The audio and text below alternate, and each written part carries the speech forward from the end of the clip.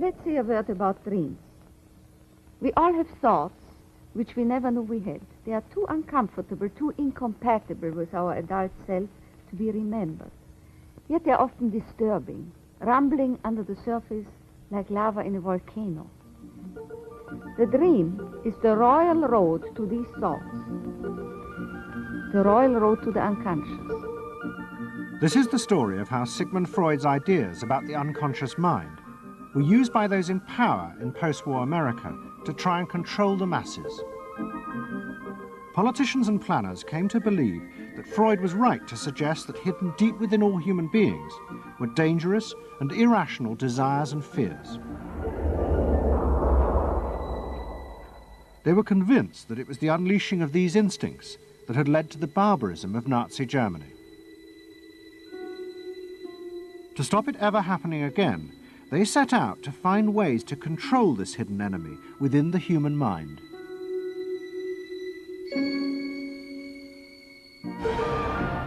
At the heart of the story are Sigmund Freud's daughter Anna and his nephew Edward Bernays, who had invented the profession of public relations. Their ideas were used by the US government, big business, and the CIA to develop techniques to manage and control the minds of the American people. Those in power believed that the only way to make democracy work and create a stable society was to repress the savage barbarism that lurked just under the surface of normal American life.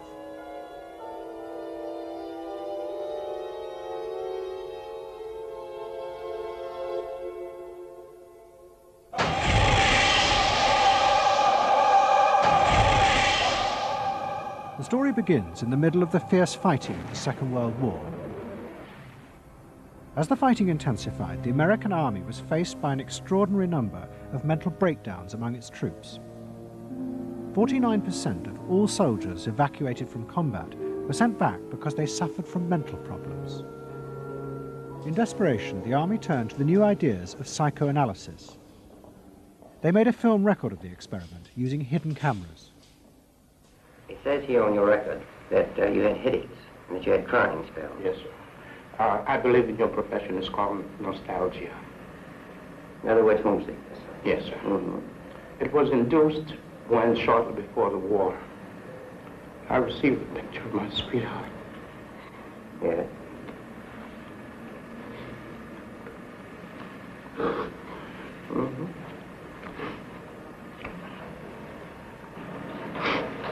I'm sorry, I can't continue. That's all right. It was the first time that anyone had paid such attention to the feelings and anxieties of ordinary people.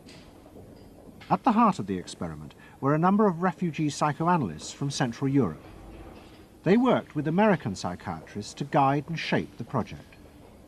When I first came to America, I worked in the psychiatric service with soldiers trying to rehabilitate them.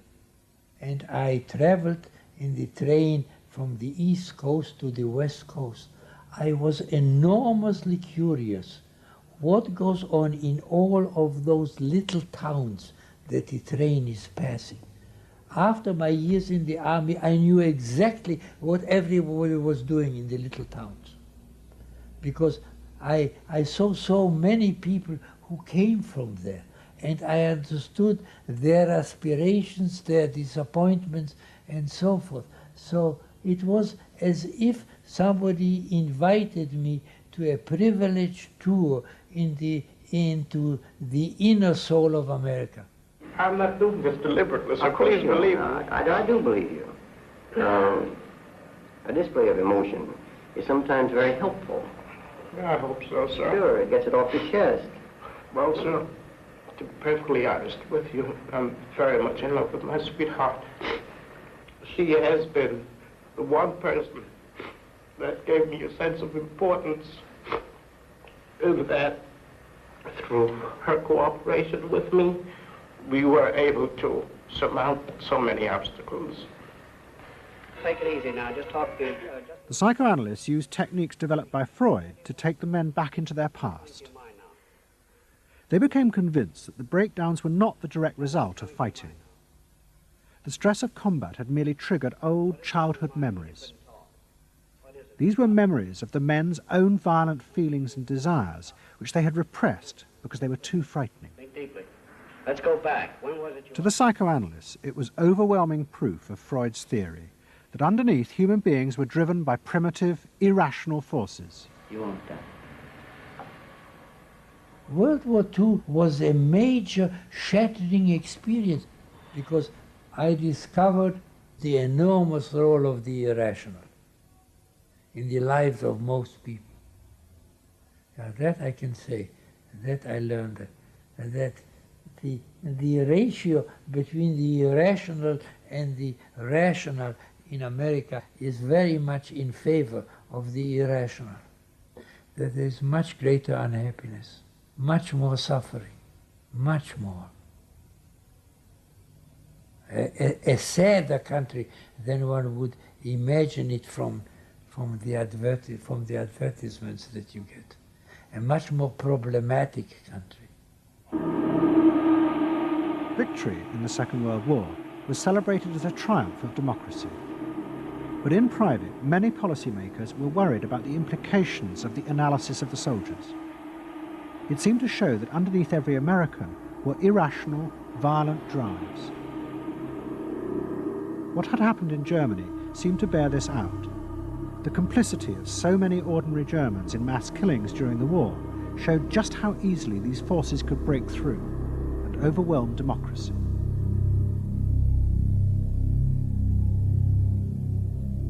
Planners and policymakers had been convinced by their experiences during World War II that human beings could act very irrationally because of this sort of teeming and raw and unpredictable emotionality, the kind of chaos that lived at the base of human personality could, in fact, infect the society, social institutions, to such a point that the society itself would become sick.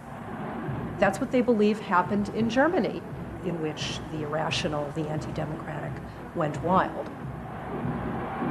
Well, it was a vision of human nature as incredibly destructive, and they were terrified that Americans would in fact behave that way, or were capable of behaving that way, and they wanted to avoid a rerun of that. So what is needed is a human being that can internalize democratic values so that they are not shaken with the storm. And psychoanalysis carried in it the promise that it can be done.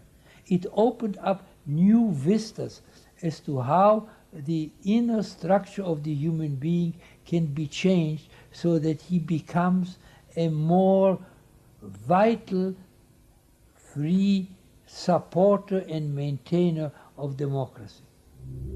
The psychoanalysts were convinced they not only understood these dangerous forces, but they knew how to control them too. They would use their techniques to create democratic individuals, because democracy left to itself failed to do this.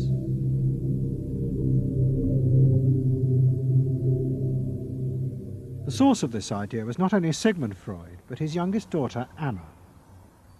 She had fled with her father to London before the outbreak of war, and after he died, Anna Freud became the acknowledged leader of the world psychoanalytic movement.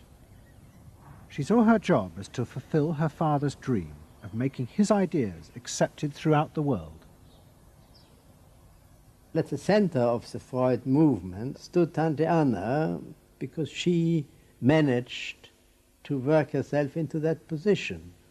She was recognized as that, and not just because she was the daughter.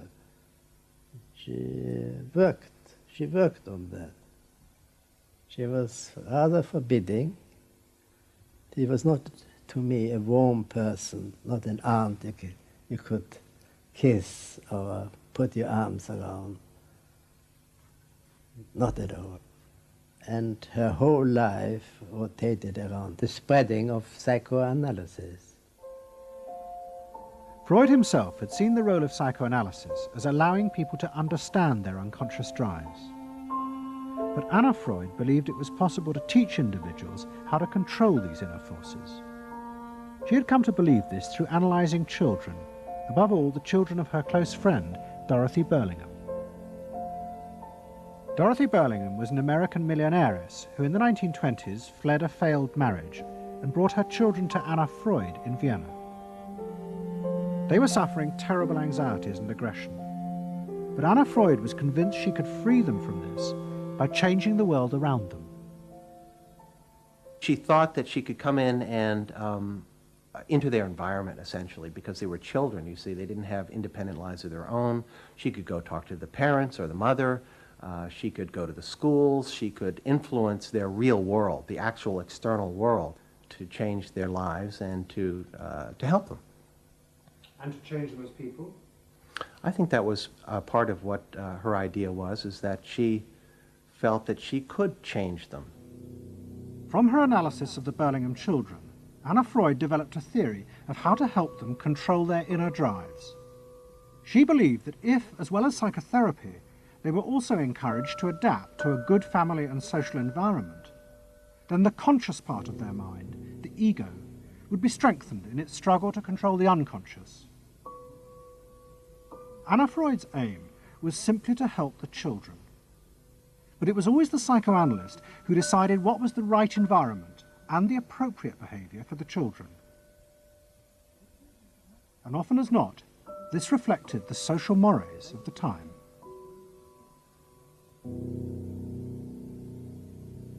In my father's case, they were concerned that he would be a homosexual. And so a lot of their efforts went into preventing or trying to stop my father from becoming a homosexual. Whether or not he would have or did, or, it's unknown to me. Why did they want to stop him? Because they felt it was abnormal. It wasn't a normal way to develop. They wanted to have him develop along lines that society recognized to be normal, because if they didn't, then you're going to be under the control of forces that you don't understand, that you're not even aware of. The analysis seemed to be a great success, and in the 30s the Burlingham children had returned to America. They settled down to happy married lives in the suburbs. What they didn't realize was that their experience was about to become a template for a giant social experiment to control the inner mental life of the American population. In 1946, President Truman signed the National Mental Health Act. It had been born directly out of the wartime discoveries by psychoanalysts that millions of Americans who had been drafted suffered hidden anxieties and fears. The aim of the act was to deal with this invisible threat to society. Shocked by the appalling percentage of the emotionally unstable revealed by the World War II draft figures, Congress in 1946 passed the National Mental Health Act, which recognized for the first time that mental illness was a national problem. Keenly aware of the tremendous problems ahead is Dr. Robert H. Felix, director of the vast new project. A primary objective of the National Mental Health Program is to increase our fund of scientific knowledge about mental health and about mental illness. We're not doing this. Why? Because there are all too few skilled mental health workers. Two of the principal architects of the Act were the Menninger brothers, Carl and Will. Will had run the wartime psychotherapy experiments, and now he and his brother began to train hundreds of new psychiatrists. The Menningers were convinced that it would be possible to apply Anna Freud's ideas on a wide scale, and to adults as well as children. The psychiatrist's job would be to teach ordinary Americans how to control their unconscious drives.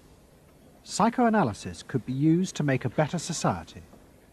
They said psychoanalytic thinking could make for the betterment of society, because you could change the way the mind functioned. And you could take the ways in which people did hurtful things to themselves and others and alter them by enlarging their understanding. And this was the vision psychoanalysis brought. That you could really change people. That you could really change people. And you could change them almost in limitless ways. In the late 40s, a vast project began in America to apply the ideas of psychoanalysis to the masses. Psychological guidance centers were set up in hundreds of towns. They were staffed by psychiatrists who believed it was their job to control the hidden forces inside the minds of millions of ordinary Americans. Yes, I need something done. I need some help. Did you have any particular teachers that you liked, any of the sort? I liked all my teachers except one, I remember. What was the trouble with this one? I don't know, she just scared me most of the time and holler at me, and I'd run outside and vomit. I hate my brother. Loathe him. Despise him. At the same time, thousands of counselors were trained to apply psychoanalysis to marriage guidance. And social workers were sent out to visit people's homes and advise on the psychological structure of family life. Behind all this was the fundamental idea of Anna Freud's, that if people were encouraged to conform to the accepted patterns of family and social life, then their ego would be strengthened. They would be able to control the dangerous forces within them.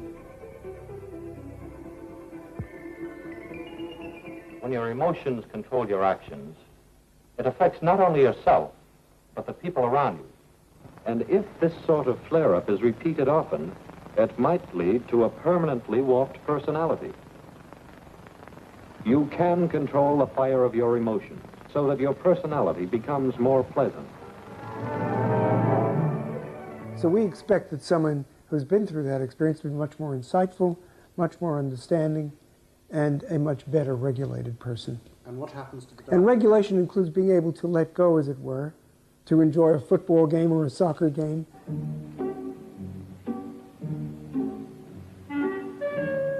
A more understanding, yes, rational, but also appropriately emotional person. The regulatory aspects of the human mind would really be in charge. Instead of being overwhelmed by our passions and by our darker impulses. That one would be master or mistress of one's own passions. They just felt that the road to happiness was in adapting to the external world in which they lived. That people could be uncrippled from their own neurotic conflicts and impulses, that they would not engage in self-destructive behavior, that they would in fact adapt to the reality about them. They never questioned the reality. They never questioned that it might itself be a source of evil or something to which you could not adapt without compromise or without suffering or without exploiting yourself in some way. So there was this fit with the politics of the day. And a balance of emotions is important to a well-rounded personality. But it was only the beginning of the rise to power of psychoanalysis in America. Psychoanalysts were about to move into big business and use their techniques not just to create model citizens, but model consumers. Last week's episode showed how Freud's American nephew, Edward Bernays, had been the first to convince American corporations that they could sell products by connecting them with people's unconscious feelings. But now, a group of psychoanalysts were going to take what Bernays had begun and invent a whole range of techniques to get inside and manage the unconscious mind of the consumer. They were led by Ernest Dichter. Dichter had practiced next door to Freud in Vienna, but he had come to America and set up the Institute for Motivational Research in an old mansion north of New York. This is the Institute for Motivational Research, a place devoted to the intriguing business of finding out why people behave as they do, why they buy as they do, why they respond to advertising as they do. And this is Dr. Ernest Dichter. We don't go out and ask directly, why do you buy, why don't you? What we try to do instead is to understand the total personality, the self-image of the customer. We use all the resources of modern social sciences. It opens up some stimulating psychological techniques for selling any new product. Like the other psychoanalysts, Dichter believed that American citizens were fundamentally irrational beings. They could not be trusted. Their real reasons for buying products were rooted in unconscious desires and feelings. And Dichter wanted to find ways to uncover what he called the secret self of the American consumer. He was trying to get out of people's mind the unconscious motivations that they had for purchasing. These could be sexual, they could be psychological, they could be sociological, they could be a demand for status, a demand for recognition. There were things that people couldn't verbalize or wouldn't verbalize because they were too secret to them. They were too much a part of their nature, and they would be embarrassed. They would be embarrassed if they came out and said things like this. He would interview people, but not ask them direct questions, but let them talk freely like you do in psychoanalysis. And that was his background. And so he said, why can't we have a group therapy session about products? All right? And so Dichter built this room up above his garage, and he said we can have psychoanalysis of products. They can actually act out and verbalize their wants and needs. What we're going to do is try a couple of these salad dressings. Now let's see what happens. Here is our typical housewife. She doesn't follow the instructions. And they could be observed and watched, and other people could comment, and they could talk about it, and everybody could join in. He was the first to do this. This was absolutely the first thing that was ever done.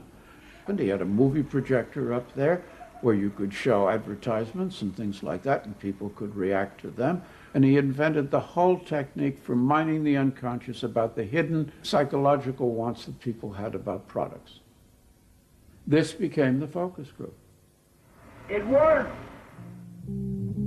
Dichter's breakthrough came with a focus group study he did for Betty Crocker Foods. Like many food manufacturers in the early 50s, they had invented a new range of instant convenience foods. But although consumers had told market researchers they would welcome the idea, in fact, they were refusing to buy them. The worst problem was the Betty Crocker cake mix. Dichter did a series of focus groups where housewives free associated about the cake mix. He concluded that they felt unconscious guilt at the new image being promoted of ease and convenience. In other words, he understood that the barrier to the consumption of the product was the housewife's feeling of guilt about using it.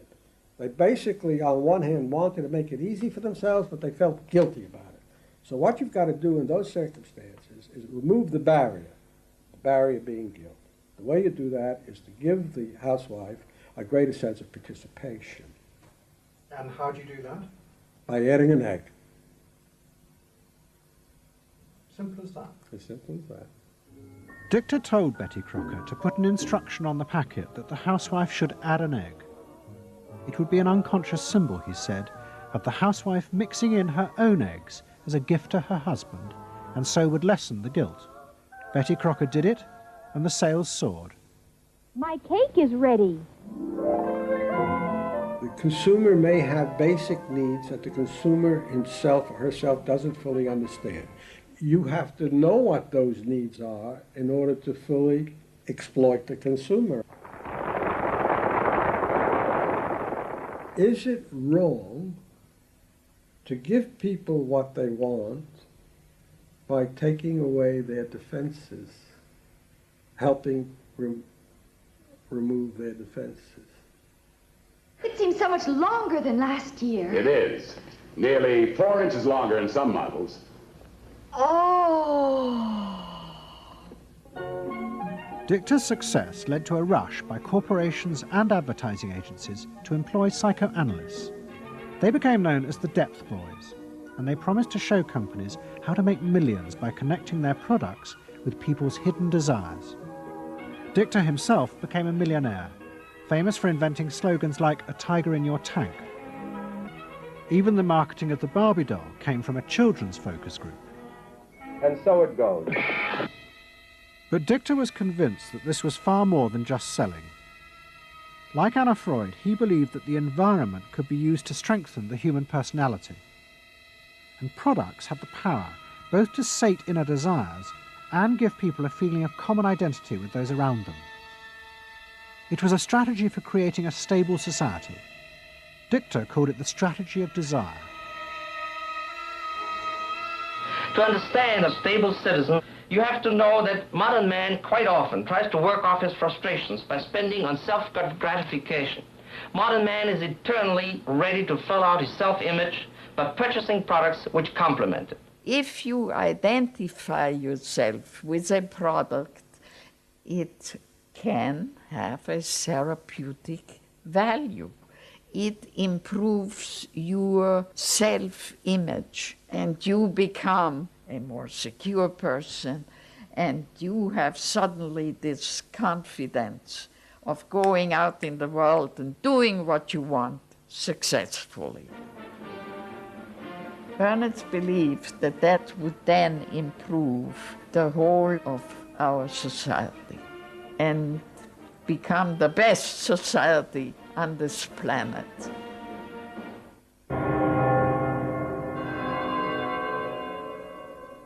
By the early 50s, the ideas of psychoanalysis had penetrated deep into American life. The psychoanalysts themselves became rich and powerful. Many had consulting rooms overlooking Central Park in New York. Politicians and famous writers like Arthur Miller and Tennessee Williams became their patients.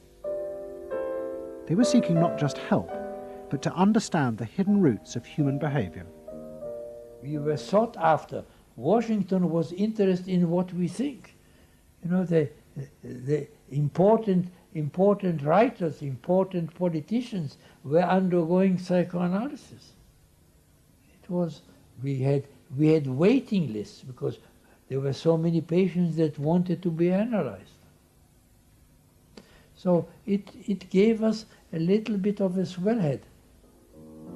And as the psychoanalysts' ideas took hold in America, a new elite began to emerge in politics, social planning, and in business. What linked this elite was the assumption that the masses were fundamentally irrational. To make a free market democracy like America work, one had to use psychological techniques to control mass irrationality. They actually believed that this elite was necessary because individual citizens were not capable, if left alone, of being democratic citizens. The elite was necessary in order to create the conditions that would produce individuals capable of behaving as a good consumer and also behaving as a democratic citizen. They didn't see their activities as anti-democratic, as undermining the capacity of individual citizens for democracy. Quite the opposite. They understood that they were creating the conditions for democracy's survival and future. Anna Freud had never intended that her ideas be used in such a way, but she happily accepted the rise to power of psychoanalysis in America. She remained in England, living with Dorothy Burlingham. On the surface, it was an idyllic life. She and Dorothy had bought a weekend cottage on the Suffolk coast. And in the summers, Dorothy's children came from America to visit with the grandchildren. But underneath, things were going badly wrong. Both Bob and Mabby Burlingham, who Anna Freud had analysed in the 1930s, had suffered personal breakdowns, and their marriages were collapsing. Bob was drinking heavily, and Mabby suffered terrible anxieties. The real reasons for the visits to England were yet more analysis with Anna Freud.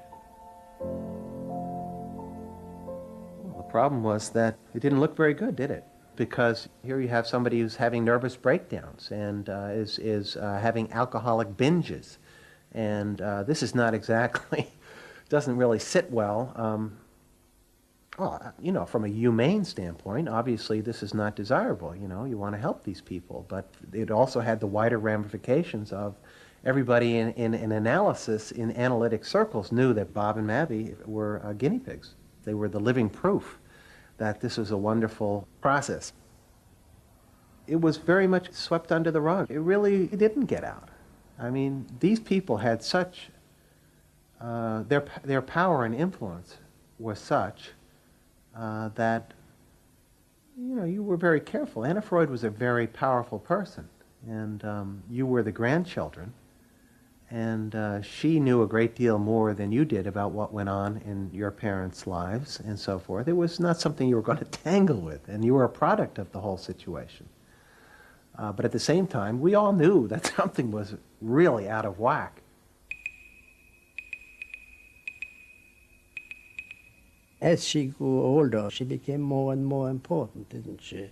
Politically and scientifically, but she didn't know when to stop. She was a bit too righteous. What she did was always the thing, and she would never, to my knowledge, acknowledge that she could make a mistake or be wrong. That is my feeling. But the power and influence of the Freud family in America was about to grow even more. Politicians were about to turn to Anna Freud's cousin, Edward Bernays, for help in a time of crisis. He was going to manipulate the inner feelings and fears of the masses to help America's politicians fight the Cold War. I don't mean to say, and no one can say to you, that there are no dangers. Of course there are risks if we are not vigilant. But we do not have to be hysterical. In 1953, the Soviet Union exploded its first hydrogen bomb, and the fear of nuclear war and communism gripped the United States. Those in power became concerned about how to reassure the population. Committees were set up and public information films made, appealing for calm in the face of new threats, like nuclear fallout. It's the fallacy of devoting 85% of one's worrying capacity to an agent that constitutes only about 15% of an atomic bomb's destroying potential. At this point, Edward Bernays was living in New York. In the 1920s, he had invented the profession of public relations and was now one of the most powerful PR men in America. He worked for most of the major corporations and advised politicians, including President Eisenhower. Like his uncle Sigmund, Bernays was convinced that human beings were driven by irrational forces. The only way to deal with the public was to connect with their unconscious desires and fears. Bernays argued that instead of trying to reduce people's fear of communism, one should actually encourage and manipulate the fear, but in such a way as it became a weapon in the Cold War. Rational argument was fruitless. What my father understood about groups is that they are manipulable, they're malleable, and that you can tap into their deepest desires or their deepest fears and use that to your own purposes. I don't think he felt that all those publics out there had reliable judgment, that they very easily might vote for the wrong man or want the wrong thing, so that they had to be guided from above. One of Bernays' main clients was the giant United Fruit Company. They owned vast banana plantations in Guatemala in Central America. For decades, United Fruit had controlled the country through pliable dictators. It was known as a banana republic. But in 1950, a young officer, Colonel Arbenz, was elected president. He promised to remove United Fruit's control over the country. And in 1953, he announced the government would take over much of their land. It was a massively popular move, but a disaster for United Fruit, and they turned to Bernays to help get rid of Arbenz. United Fruit brings in Bernays, and he basically understood that what United Fruit Company had to do was change this from being a popularly elected government that was doing some things that were good for the people there into this being very close to the American shore, a threat to American democracy, that it being at a time in the Cold War when Americans responded to issues of the Red Scare and what communism might do, he was trying to transform this, and brilliantly did transform it into an issue of a communist threat very close to our shores, taking United Fruit again as a commercial client out of the picture and making it look like a question of American democracy, American values being threatened. In reality, Arbenz was a democratic socialist with no links to Moscow. But Bernays set out to turn him into a communist threat to America. He organized a trip to Guatemala for influential American journalists. Few of them knew anything about the country or its politics. Bernays arranged for them to be entertained and to meet selected Guatemalan politicians who told them that Arbenz was a communist controlled by Moscow. During the trip, there was also a violent anti-American demonstration in the capital. Many of those who worked for United Fruit were convinced it had been organized by Bernays himself. He also created a fake independent news agency in America called the Middle American Information Bureau. It bombarded the American media with press releases saying that Moscow was planning to use Guatemala as a beachhead to attack America. All of this had the desired effect. In Guatemala, the Jacob Arbenz regime became increasingly communistic after its inauguration in 1951. Communists in the Congress and high governmental positions controlled major committees, labor and farm groups, and propaganda facilities. They agitated and led in demonstrations against neighboring countries and the United States. What was profoundly new in terms of what Bernays did is he took this menace to our backyard in Guatemala. For the first time, we saw Reds a couple hundred miles from New Orleans who Eddie Bernays had us believing were a true threat to us, that it was going to be a Soviet outpost in our backyard. But what Bernays was doing was not just trying to blacken the Arbenz regime. He was part of a secret plot. President Eisenhower had agreed that America should topple the Arbenz government, but secretly. The CIA were instructed to organize a coup. Working with the United Fruit Company, the CIA trained and armed a rebel army and found a new leader for the country called Colonel Armas. The CIA agent in charge was Howard Hunt, later one of the Watergate burglars. What we wanted to do was have a terror campaign to terrify Arbenz particularly, terrify his troops, much as the German Stuka bombers terrified the population of Holland, Belgium, and Poland at the onset of World War II, and just rendered everybody paralyzed. As planes flown by CIA pilots dropped bombs on Guatemala City, Edward Bernays carried on his propaganda campaign in the American press. He was preparing the American population to see this as the liberation of Guatemala by freedom fighters for democracy. He totally understood that the coup would happen when the public and the press, when conditions in the public and the press allowed for a coup to happen, and he created those conditions. He was totally savvy in terms of just what he was helping create there in terms of this overthrow. But ultimately he was reshaping reality, reshaping public opinion in a way that's undemocratic and manipulative. On June the 27th, 1954, Colonel Arbenz fled the country, and Armas arrived as the new leader. Within months, Vice President Nixon visited Guatemala. In an event staged by United Fruit's PR department, he was shown piles of Marxist literature that had been found, it was said, in the presidential palace. This is the first time in the history of the world that the communist government has been overthrown by the people. And for that we congratulate you and the people of Guatemala for the support they have given. And we are sure that under your leadership, supported by the people whom I have met by the hundreds on my visit to Guatemala, that Guatemala is going to enter a new era in which there will be prosperity for the people together with liberty for the people.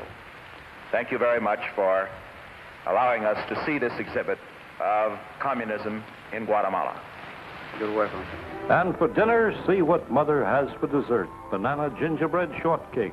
Just another of the many tempting ways in which this nutritious fruit can be prepared. So now that you've seen where bananas come from before they reach your table, our journey to Banana Land is ended. We hope you enjoyed the trip. We know you like bananas. Bernays had manipulated the American people, but he had done so because he, like many others at the time, believed that the interests of business and the interests of America were indivisible, especially when faced with the threat of communism. But Bernays was convinced that to explain this rationally to the American people was impossible, because they were not rational.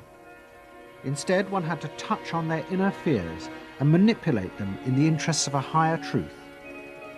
He called it the engineering of consent. He was doing it for the American way of life, and to which he was devoted, sincerely devoted. And yet he felt the people were really pretty stupid. And that's the paradox. If you don't leave it up to the people themselves, but force them to choose what you want them to choose, however subtly, then it's not democracy anymore. It's something else. It's being told what to do. It's that old authoritarian thing. But the idea that it was necessary to manipulate the inner feelings of the American population in the interests of fighting the Cold War now began to take root in Washington. Above all, in the CIA, who were going to take it much further. They were concerned that the Soviets were experimenting with psychological methods to actually alter the memories and feelings of people, the aim being to produce more controllable citizens. It was known as brainwashing.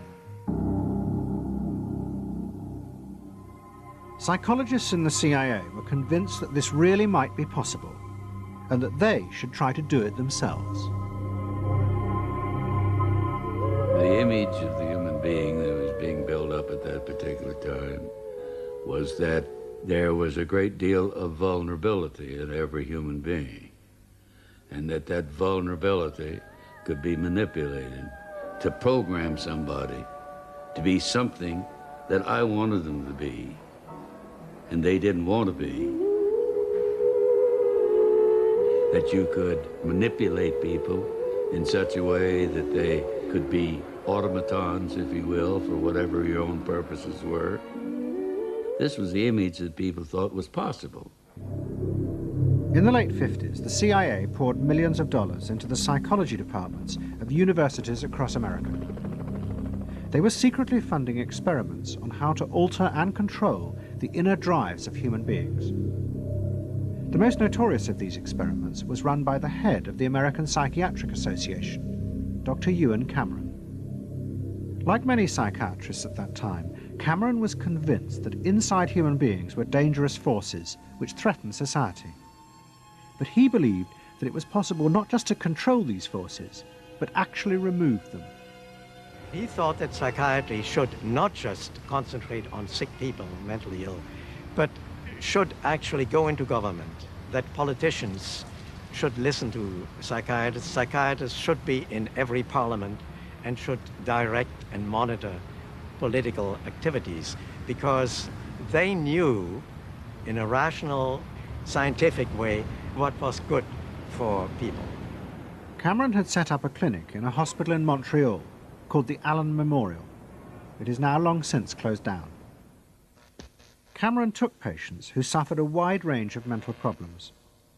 His theory was that these resulted from forgotten or repressed memories. But he was impatient with the idea of using psychotherapy to uncover them. Instead, he would simply wipe them. Cameron used drugs, including LSD, and the technique of ECT, electroconvulsive therapy. It was conventionally used at that time to relieve depression. But Cameron was going to use it in a new way, to produce new people. He was really using it to try and change the fundamental function of the individual, to alter their past memories, their past ways of behaving. And as I think he said at one point, it is to just sort of erase everything from their past so that you then had a slate in which you could record new ways of behavior. And so he used massive doses of shock, people receiving several shocks a day, and over a course of time, hundreds of ECT treatments, so that they were just reduced to a sort of a very primitive vegetable state. I don't remember what happened to me. I was introduced to Dr. Cameron, and I don't remember Dr. Cameron at all. I don't remember any of that. They shipped me up to what they called the sleep room, and they gave me all of these electroconvulsive shock treatments and megadoses of drugs and LSD and all of that, and I have no memory of any of that. Nothing of that time of the Allen Memorial or any of my life previous to that, all gone, wiped.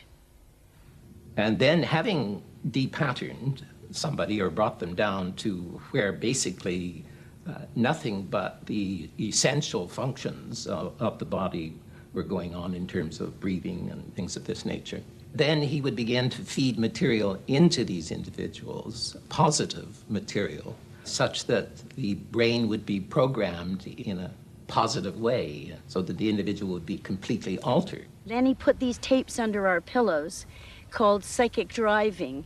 He would then put back into this empty brain a program of whatever sort he decided upon, and the people like myself would wake up another person, I guess. In fact, Cameron's experiments were a complete disaster. All he managed to produce were dozens of individuals with memory loss and the ability to repeat the phrase, "I am at ease with myself." And it was not an isolated case. Almost all the experiments the CIA funded were equally unsuccessful. Despite their ambitions, American psychologists were beginning to find out how difficult it was to understand and control the inner workings of the human mind. We had been really chasing a phantom, if you will, an illusion, that the human mind was more capable of manipulation from the outside by outside factors than it is. We found out that the human being is an extremely complex thing. There were no simple solutions. But you've just got to bear in mind that these were very strange times. The psychoanalysts had come to power in America because of their theory that they knew how to control the dangerous forces inside human beings. But now the psychoanalysts were about to face a high-profile failure that would lead people to begin questioning the very basis of their ideas. It began in Hollywood. The film industry had become fascinated by psychoanalysis, and Anna Freud was a powerful influence on dozens of analysts in Los Angeles. They treated film stars, directors, and studio bosses. Anna Freud's closest friend was the most sought after of all, Ralph Greenson. And in 1960, the most famous star in the world turned to Greenson for help. Marilyn Monroe was suffering from despair and had become addicted to alcohol and drugs. Well, when I walked in to dinner, here was Marilyn Monroe. And I'd made a picture with her called All About Eve. This is dinner at Ralph Greenson's. Yes. And the only thing was that Ralph was trying to show her, Romy, I never called him Ralph in my life. Romy was trying to show her that the way a family life ought really to be. So we were walking the dog after us. I said, "What the hell are you doing here?" I said, "You never asked me to dinner." And he said, "You weren't that sick." And I said, "Oh, no." He said, "The point is just this child has no frame of reference. In other words, she doesn't know what the goal is." What Greenson did was follow Anna Freud's theory. If Marilyn Monroe could be taught to conform to what society considered a normal pattern of life, that would help her ego control her inner destructive urges. But Greenson pushed it to an extreme. He persuaded Monroe to move into a house nearby that was decorated like his own. He then took her into his own family life, and he, his wife, and his daughter played at being Monroe's own family. Greenson himself would become the model of conformity. And so this someone whom she regarded as important and whom she idealized, if he turned out to be a very gratifying father figure, her ego would benefit from that. That was the theory. His wife and children, everyone was involved in it. They were strengthening the person.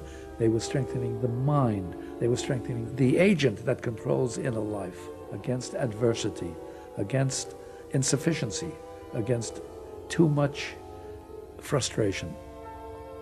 So that Marilyn Monroe would no longer be a helpless person looking for love. She'd have enough love. But despite all his efforts, Greenson was unable to help Marilyn Monroe. On August the 5th, 1962, she committed suicide in her house. The suicide shocked many in the analytic community, including Anna Freud. And high-profile figures in American life, who had previously been enthusiasts for psychoanalysis, now began to question why psychoanalysis had become so powerful in America. Was it really because it benefited individuals? Or had it in fact become a form of constraint in the interests of social order? The critics included Monroe's ex-husband, Arthur Miller. My argument with so much psychoanalysis is the preconception that suffering is a mistake, or a sign of weakness, or a sign even of illness, when in fact, possibly the greatest truths we know have come out of people's suffering. That the problem is not to undo suffering or to wipe it off the face of the earth, but to make it inform our lives, instead of trying to cure ourselves of it constantly and avoid it, and avoid anything but that lobotomized sense of what they call happiness. There's too much of an attempt, it seems to me, to think in terms of controlling man rather than freeing him, of defining him rather than letting him go. Mm-hmm. And it's part of the whole ideology of this age, which is power mad. Hey, have you heard about the crazy new way to send a message today? It flashed on a screen too quick to see, but still you get it subliminally. At the same time, an onslaught was launched on the way psychoanalysis was being used by business to control people. The first blow came with the bestseller, The Hidden Persuaders, written by Vance Packard. It accused psychoanalysts of reducing the American people to emotional puppets, whose only function was to keep the mass production lines running. They did this by manipulating people's unconscious desires to create longings for ever new brands and models. They had turned the population into unwitting participants in the system of planned obsolescence. The second blow came from an influential philosopher and social critic, Herbert Marcuse. He had been trained in psychoanalysis.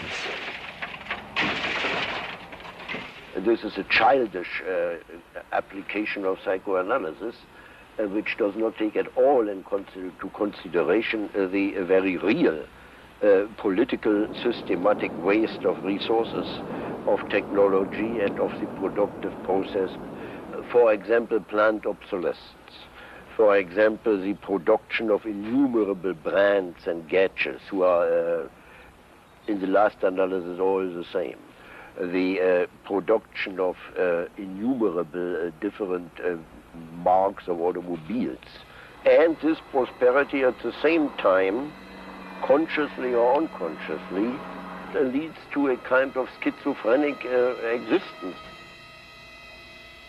I believe that in this society an incredible quantum of aggressiveness and destructiveness is accumulated precisely because of the empty prosperity, which then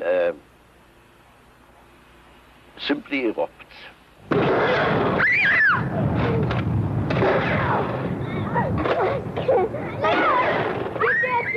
Marcuse's argument was not simply that psychoanalysis had been used for corrupt purposes. It was more fundamental. Marcuse said that the very idea that you needed to control people was wrong. Human beings did have inner emotional drives, but they were not inherently violent or evil. It was society that made these drives dangerous by repressing and distorting them. Anna Freud and her followers had increased that repression by trying to make people conform to society. In so doing, they made people more dangerous, not less. Marcuse challenged that social world, and he said that's a world that should not be adapted to. And in fact, what the individual was adapting to was corrupt and evil and corrupting. In other words, he switched the source of evil from inward conflict to the society itself. That the sickness of society lay at the societal level, not at the sickness of human beings in it. And if people did not challenge that, then they were, in fact, submitting to evil. Modern psychology has a word that is probably used more than any other word in psychology. It is the word maladjusted. It is the ringing cry of modern child psychology, maladjusted. Now, of course, we all want to live the well-adjusted life in order to avoid neurotic and schizophrenic personalities. But as I move toward my conclusion, I would like to say to you today, in a very honest manner, that there are some things in our society and some things in our world for which I'm proud to be maladjusted. And I call upon all men of goodwill to be maladjusted to these things until the good society is realized. I must honestly say to you that I never intend to adjust myself to racial segregation and discrimination. I never intend to adjust myself to religious bigotry. I never intend to adjust myself to economic conditions that will take necessities from the many to give luxuries to the few and leave millions of God's children smothering in an airtight cage of poverty in the midst of an affluent society. The political influence of the Freudian psychoanalysts was over. Instead, they were now accused of having helped to create a repressive form of social control. Anna Freud and Dorothy Burlingham lived on in Sigmund Freud's old house in London. In 1970, Dorothy's son Bob died of alcoholism. And in 1973, his sister Mabby returned for yet more analysis with Anna Freud. She went back for more analysis. She was living at 20 Marisville Gardens in the Freud house, as I guess she did when she wasn't with her husband, and she committed suicide. She took an overdose of sleeping pills. In Freud's own house? In Freud's own house, right.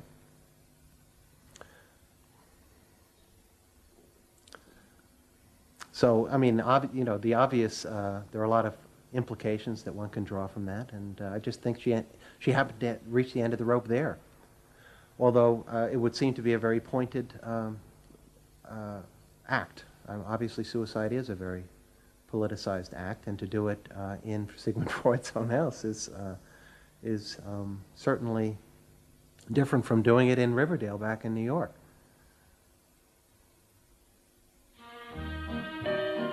Next week's episode will tell the story of the rise to power of the enemies of the Freud family. They believed that the way to build a better society was to let the self free. But what they didn't realize was that this idea of liberation would provide business and politics with yet another way to control the self, by feeding its infinite desires. You know not what it means to be blue. Someday you'll realize and pay for all those lies, then you'll know what it means to be blue.